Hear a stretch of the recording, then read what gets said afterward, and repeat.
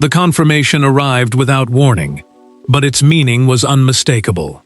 Inside a private jewelry consultation at Kensington Palace, Meghan learned that Diana's celebrated pearl collection had not been reserved for both royal wives, divided between brothers, or placed under palace control.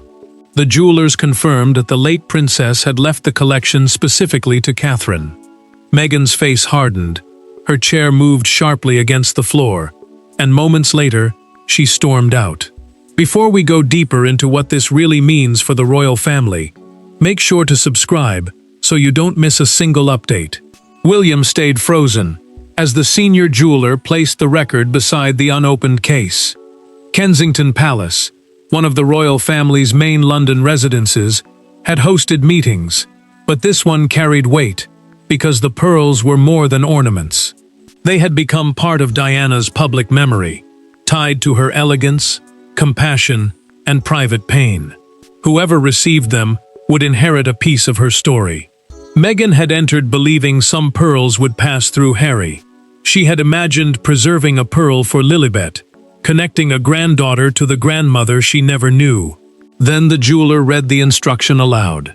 Catherine had been named sole custodian, meaning the person trusted to protect and eventually pass the collection forward. Meghan's name appeared nowhere. Catherine did not reach for the case. She remained seated, stunned by what had been placed before her, while the future king watched her expression tighten. The Princess of Wales understood the danger.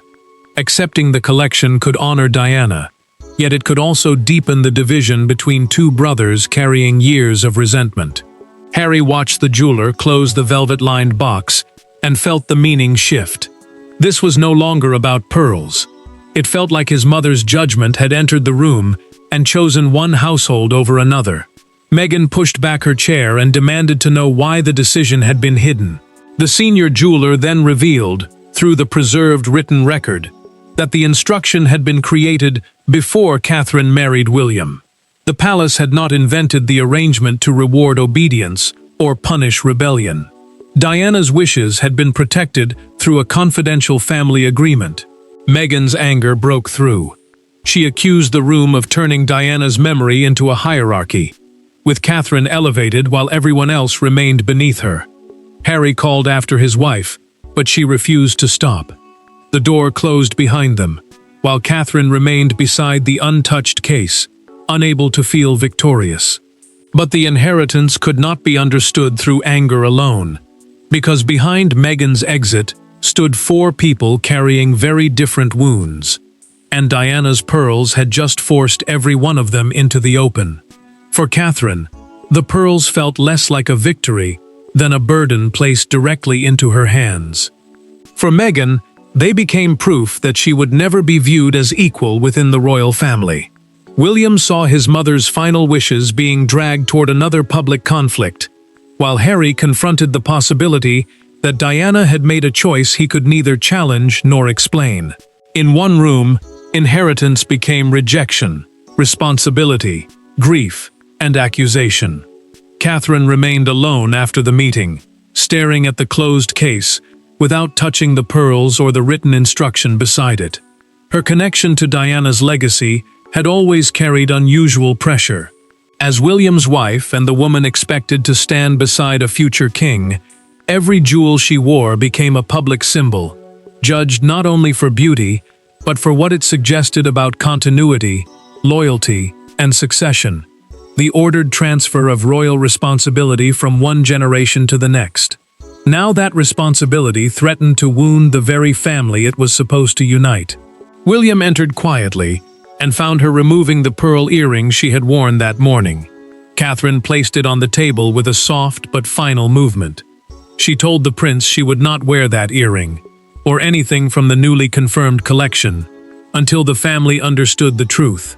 She had never wanted Diana's memory to come between the brothers. Yet refusing the inheritance could dishonor a written wish, while accepting it without explanation might destroy what remained between William and Harry. Meghan faced a different pain.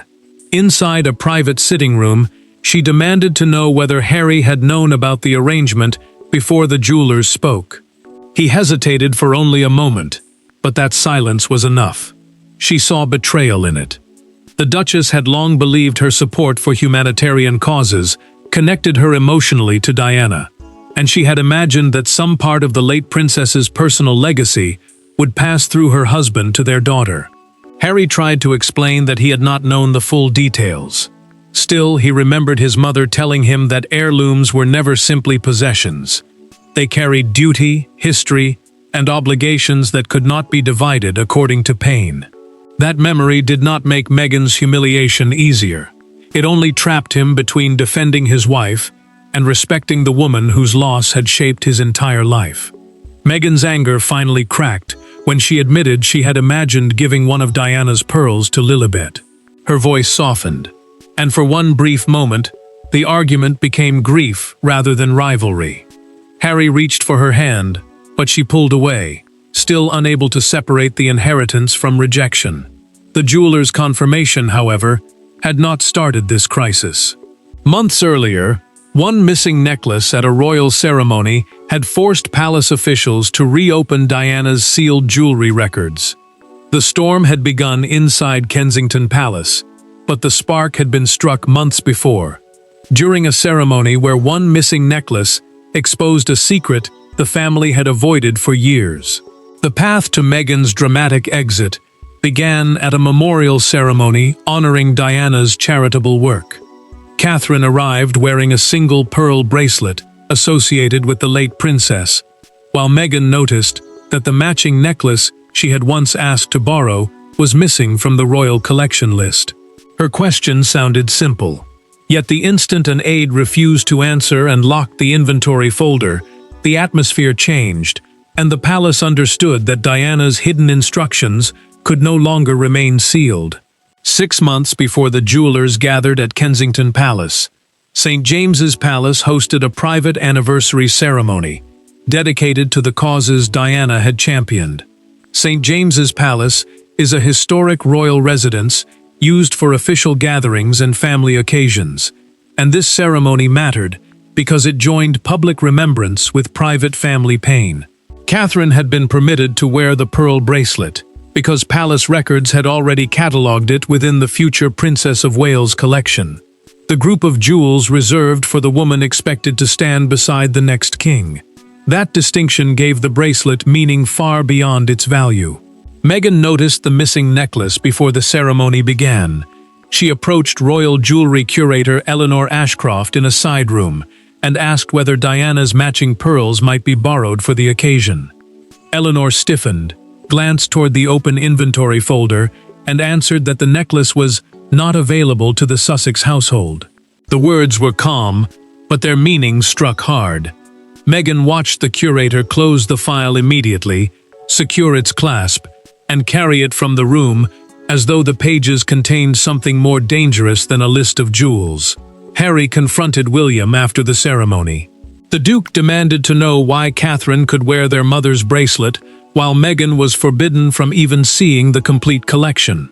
William set down his glass and admitted that several pieces were governed by private instructions neither brother had reviewed in full. Those instructions mattered because they could determine not only ownership, but which branch of Diana's family would publicly carry her image into the future. Harry heard caution in his brother's voice. Meghan heard proof that information had been deliberately withheld.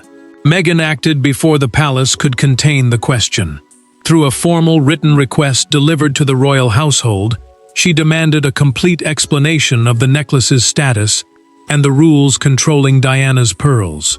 Palace lawyers and the senior jewelers were then forced to unseal the full records. A formal request is a documented demand that requires an official response, which meant the family could no longer dismiss her concern as a private misunderstanding. William later told Catherine what the records contained. A preserved personal note linked the pearls to the woman who will one day stand beside the future king, making her the unmistakable intended custodian. Catherine closed her eyes and whispered that Diana had placed a responsibility on someone she had never lived to meet. The future king heard the sadness beneath those words because the inheritance now carried both honor and the power to divide his family. Palace officials arranged the Kensington meeting, believing a controlled explanation would prevent an explosion. Eleanor prepared the records. William braced for Harry's anger. Catherine feared Meghan's pain. But none of them understood how long the rejection had already been growing. By the time the jewelers opened the case, Meghan was not hearing an inheritance decision for the first time. She was hearing confirmation of a rejection she believed had been planned long before she entered the family. Meghan returned before anyone expected her to. The corridor doors opened, conversations stopped, and she walked directly back into the room where Catherine still sat beside Diana's pearls. No aides were permitted to remain. No jewelers were invited back. For the first time, the two women faced one another without protocol, to soften the words between them. And Meghan demanded that Catherine admit the inheritance had always been intended to place her above everyone else. Harry entered moments later, followed by William, and the door closed behind them with a force that ended any hope of calm.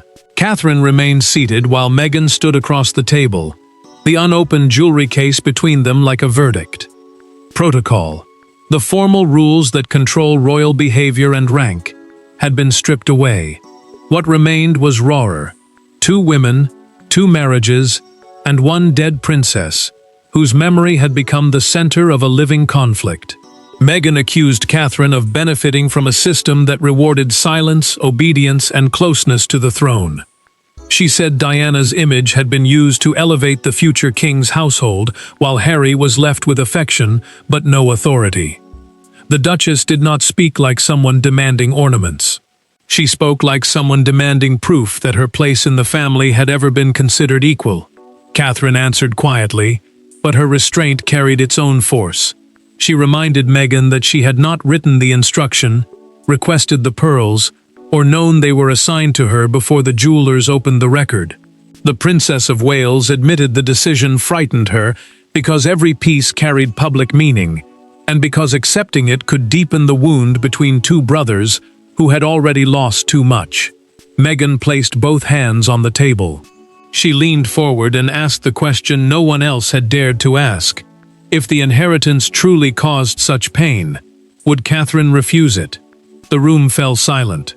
Catherine opened the case at last and looked down at the pearls. Then she said, refusal would not heal the family. It would erase Diana's decision and replace one act of pain with another. The words landed hard because they denied Meghan the answer she wanted, without dismissing the hurt beneath it. Harry finally broke. He turned to William and said every private family decision confirmed the same hierarchy.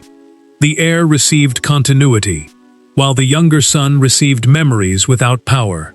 The Duke's anger mattered because this was no longer only about Meghan. It was about years of feeling that his mother's legacy had been absorbed into his brother's future. William's patience snapped. He told Harry that Diana's written wishes could not be rewritten simply because the outcome felt unfair. The prince spoke sharply, then immediately looked shaken by his own tone. Harry stared at him for a long moment before following Meghan out of the room. Catherine closed the case and told William that possession without peace would destroy whatever meaning the pearls were meant to carry. The confrontation exposed the pain, but it did not answer the decisive question: who had the authority to enforce Diana's wishes, and who could still change the fate of the pearls? The answer rested with King Charles. Diana's pearls had already divided 2 households, wounded both sons, and placed Catherine at the center of a decision she had never asked to make. Now the sealed instruction lay before the monarch, and everyone in the room understood that one movement of his pen could either preserve the late princess's wishes or reopen the deepest fracture in the family. Charles summoned William, Harry, the senior royal jeweler, and the keeper of the privy purse, to Buckingham Palace. The keeper of the privy purse is the official responsible for overseeing royal finances and valuable household assets, while sovereign custody means property held under the monarch's formal control rather than owned privately. Crown jewelry belonged to the institution. Family trusts protected items for future generations. But Diana's personal pearls had been privately owned. That distinction mattered, because her written instruction carried legal weight beyond palace preference. The king sat alone at the far end of the table and opened the original note. Diana's handwriting stopped him. He read every line twice, removed his glasses, and remained silent as memories collided with duty. Charles knew that ignoring her words could protect Harry from immediate pain. Yet it would also suggest that the monarchy could rewrite a dead woman's choice whenever family pressure became uncomfortable. William refused to argue for Catherine's ownership. The prince said only that his mother's instruction should be honored exactly as written. His restraint mattered, because any passionate defense could make the inheritance appear like a victory for his household. Still, he understood that surrendering the collection would not create fairness. It would turn Diana's wishes into something negotiable.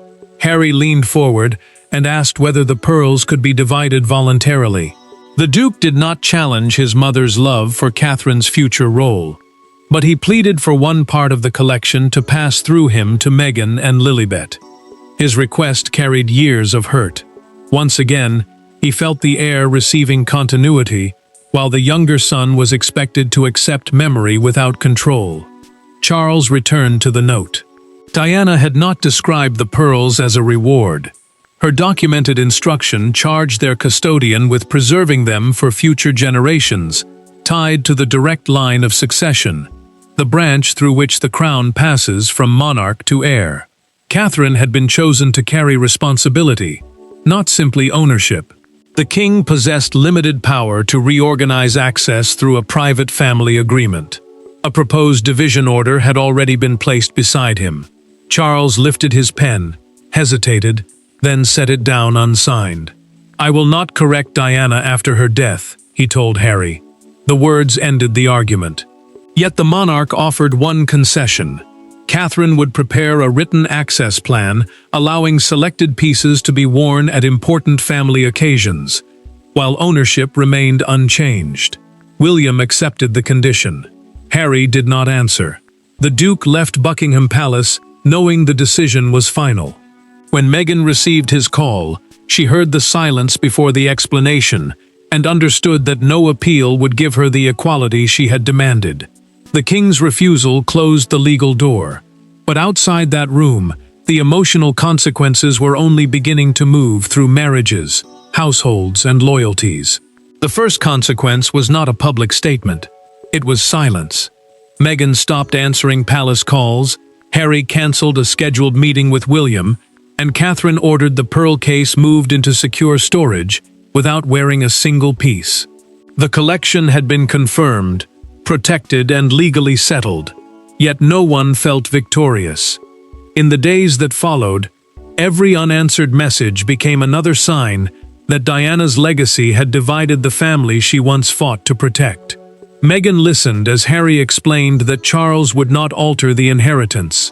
She said nothing at first. Then the Duchess crossed the room, lifted a framed photograph of Diana from the mantel, and placed it face down. The gesture carried more pain than anger. She had believed the late princess represented acceptance, courage, and resistance to royal coldness. Now those same pearls seemed to confirm that even Diana's legacy had been arranged around the future king's household.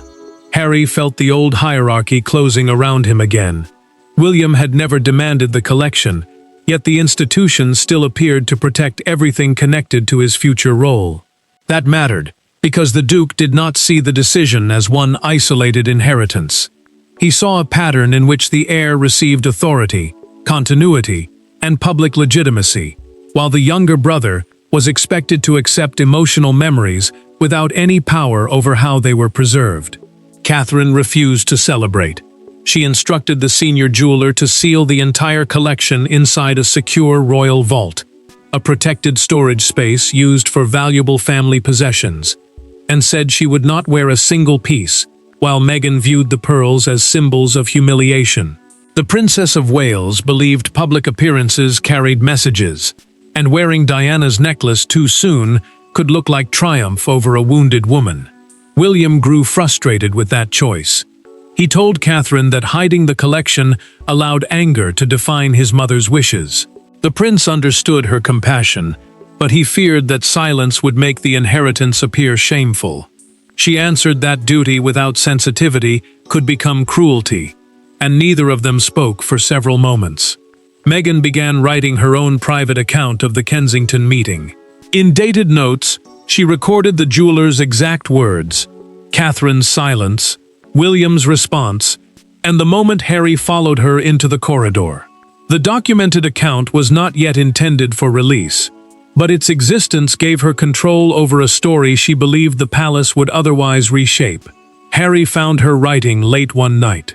He asked her not to turn another private wound into a public war. Meghan closed the notebook, but did not move it away.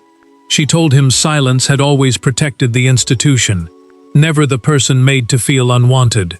The Duke heard determination in her voice and realized the conflict was moving beyond jewelry. Charles soon received a briefing that journalists were asking why a Sussex vehicle had left Kensington Palace so abruptly. The king rubbed his forehead and ordered his communications team not to authorize any attack on Meghan. He feared one defensive statement could trigger disclosures no one could contain. Catherine acted before that happened. She requested a private meeting with Meghan. Without William, Harry, lawyers, courtiers, or jewelers. The decision could no longer be changed, but Catherine believed its meaning still could, and she was prepared to face Meghan without a single royal shield between them. Catherine arrived without the pearls. Meghan arrived without Harry. No aides waited beyond the door, no legal papers crowded the table, and no royal titles were spoken between them. For several long minutes, neither woman mentioned Diana's collection. Then Catherine placed a handwritten proposal between them, one designed to preserve the late princess's decision without allowing that decision to erase Meghan, Lilibet, or Harry from her memory. Meghan studied the page but did not touch it. The meeting had been arranged inside a neutral London residence, far from palace offices and family homes, because both women understood that location mattered. Kensington represented rank. Buckingham represented authority. This room belonged to neither side. They also agreed that the conversation would not be recorded, meaning no private account, hidden device, or official transcript would later turn their words into another weapon. Catherine spoke first. She admitted that the jeweller's blunt announcement had made the inheritance sound like a public ranking, not a private responsibility. The Princess of Wales said Meghan had been forced to hear Diana's choice in front of 4 people, with no warning and no space to absorb what it meant. She did not defend the manner of the revelation. She called it humiliating. Meghan finally answered. She confessed that she had stormed out because the words confirmed her deepest fear. Diana's legacy belonged to the future king's household, while Harry's family would always remain outside it. The Duchess said the wound was not the loss of pearls alone. It was the suggestion that her children could love their grandmother's memory without ever being trusted to carry any part of it. Catherine slid the proposal across the table and kept her hand resting on it until Meghan chose to read. The document preserved her custodianship, the responsibility to protect and control the collection, but guaranteed that Lilibet could wear one selected pearl piece at a future milestone. That occasion would be formally documented as part of Diana's family legacy, ensuring the child's connection could not later be denied or quietly forgotten. Meghan read further. Several pieces would eventually be preserved for Charlotte, while the most historically significant necklace would enter a future charitable exhibition dedicated to Diana's work. The plan mattered because it moved the collection beyond private ownership. It tied the pearls to service, public memory, and every granddaughter touched by the late princess's story. Meghan asked whether the offer came from guilt. Catherine answered that it came from understanding how quickly women inside the monarchy were turned into symbols against one another. The future queen refused to let one inheritance become proof that one woman mattered and another did not. Meghan did not apologize for her anger. She did, however, admit that Catherine had not written Diana's instruction or engineered its discovery. Then came the turning point. Instead of tearing the proposal, she folded it carefully, and agreed not to release her documented account of the Kensington meeting. Both women left separately. They were not friends, and the pain had not vanished. But neither would allow the pearl collection to become the final definition of their relationship. Their private agreement stopped the family dispute from exploding. But the world had already sensed something had happened, and the first headline was about to give the hidden drama a public name. At dawn, a newspaper appeared across London with a single pearl necklace dominating its front page. Beneath it, the headline declared, "Diana's final choice. Catherine named keeper of the pearls." By mid-morning, broadcasters were debating inheritance, loyalty, motherhood, and royal rank. Outside Kensington Palace, a crowd gathered beneath the gates, some carrying photographs of Diana, others arguing over whether Meghan had been rejected or Catherine had been burdened. The London Chronicle placed Diana wearing the necklace beside a smaller photograph of Catherine leaving the palace. Its front page transformed a private inheritance into a national judgment. A royal inheritance is the transfer of personal property, duties, or historic objects within the family. And this one mattered because the pearls carried Diana's emotional authority. They also touched the line of succession, the legal order determining who inherits the crown, making the collection a symbol of both motherhood and monarchy. A BBC royal correspondent called it a private inheritance now testing the emotional architecture of the monarchy. The phrase spread because it captured what the public sensed. The argument was not truly about jewelry. It concerned which household would carry Diana's legacy, whether Harry's children had been pushed aside, and whether Catherine's future role had given her a responsibility that looked painfully like privilege. Outside Kensington Palace, one woman placed white roses beneath Diana's memorial gate. She held a faded photograph of the late princess and told a nearby reporter that the jewelry should never divide her sons. Others disagreed. Some said Meghan had mistaken duty for rejection.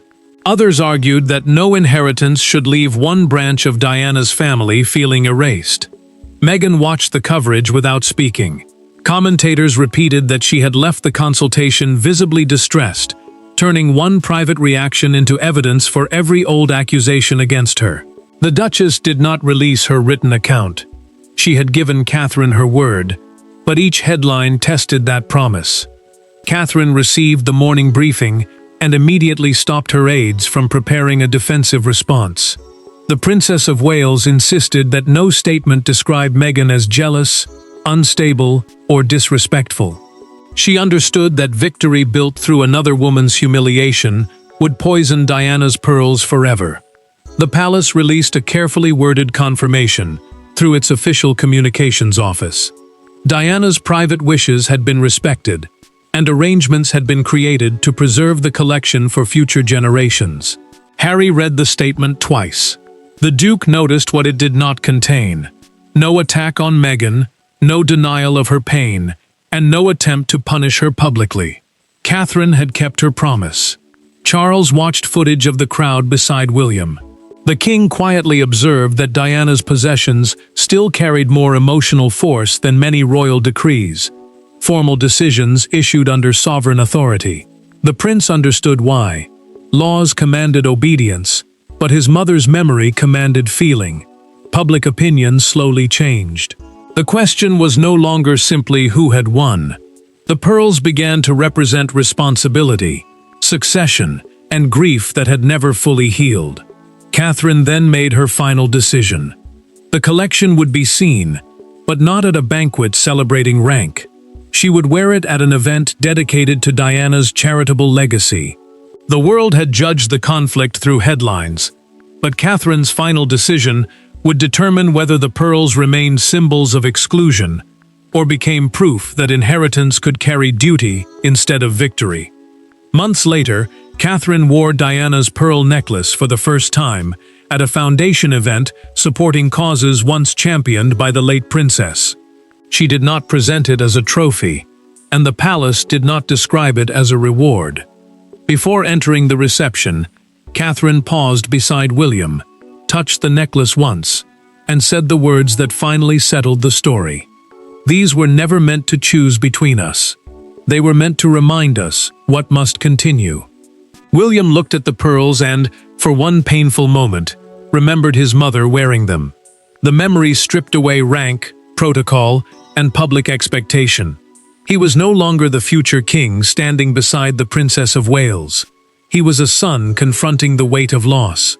St. James's Palace, a historic royal residence used for official ceremonies and charitable gatherings, had been chosen because the event focused on homelessness, vulnerable children, and mental health, causes closely tied to Diana's public work. It became a promise that compassion, not conflict, would define its future. Catherine entered with quiet composure, fully aware that every camera searched for signs of triumph, rivalry, or coded insult. She gave them none. The princess wore the pearls without celebration, because she understood what they now represented. Meghan had not attended, but she honored the private agreement and released no written account attacking Catherine or challenging the inheritance. Her silence was no longer surrender. It was the first proof that the conflict had stopped controlling her. Harry received a photograph from the event later that evening. The Duke studied the necklace, then noticed the wording inside the official program. Diana's grandchildren were all named as part of the collection's future family history, including Archie and Lilibet. The program mattered because it placed their connection in a permanent documented record rather than leaving it dependent on palace memory or private promises. Catherine had already reserved one smaller pearl piece for Lilibet to wear at an appropriate future milestone. It would not represent divided ownership. It would represent acknowledged connection. Charlotte, meanwhile, would eventually inherit custodial responsibility, the duty to protect, preserve, and pass the collection forward. Through that arrangement, the pearls remained tied to service, continuity, and Diana's direct descendants, without rewriting the original instruction. Charles viewed the event photographs alone. The king placed one image of Diana beside a portrait of Catherine, and remained silent. He knew the past had not been repaired. The pain between his sons had not vanished, and Meghan's humiliation could not be erased. Yet the monarch also understood that the family had finally treated the wound with care, rather than using authority to bury it. Meghan's storming exit exposed a real fear, that she, Harry, and their children would be excluded from Diana's legacy. But anger could not overturn the late princess's written choice. Catherine received the pearls not because she defeated another woman, but because Diana's instruction linked them to the future role of the person standing beside the heir. The collection became neither a weapon nor a prize. It became a duty. Catherine carried it forward. Meghan's connection was acknowledged. The brothers accepted the final arrangement, and the monarchy preserved Diana's memory without rewriting her wishes. The door Meghan slammed had revealed years of grief, rivalry, and fear. But when Diana's pearls finally emerged, they belonged not to the loudest claim, but to the responsibility she had chosen for them. Thanks for watching. Please don't forget to like and subscribe, and we will see you in next one.